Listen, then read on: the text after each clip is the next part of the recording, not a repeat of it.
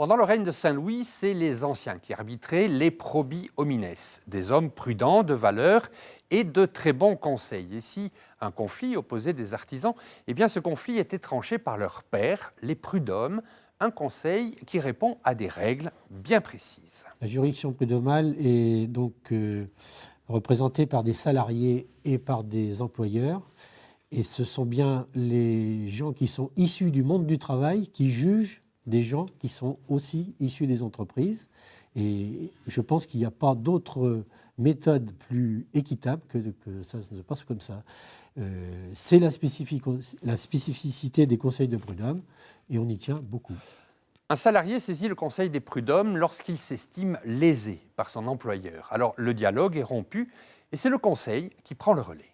Le premier rôle du conseil de prud'hommes, c'est d'essayer de concilier les parties, c'est-à-dire de les remettre en présence, puisque s'il y a eu rupture du contrat, les gens se sont séparés, et il s'agit de les remettre en présence pour essayer de concilier l'affaire, c'est-à-dire de faire en sorte que ça ne soit plus le juge qui tranche, mais que ce soit les parties elles-mêmes qui s'accordent sur une solution au litige. Et si aucune solution à l'amiable n'est trouvée, eh bien le conseil tranche en faveur de l'employeur ou de l'employé.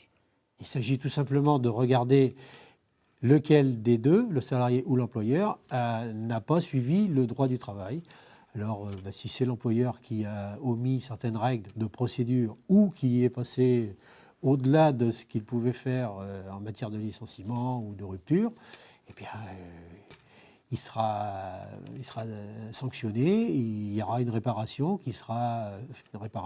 financière qui sera octroyée par le Conseil au demandeur. 71% des jugements sont favorables aux salariés, mais il est important de noter que dans 24% des cas, l'action est réglée par un jugement à l'amiable, ce qui évite ainsi tout procès.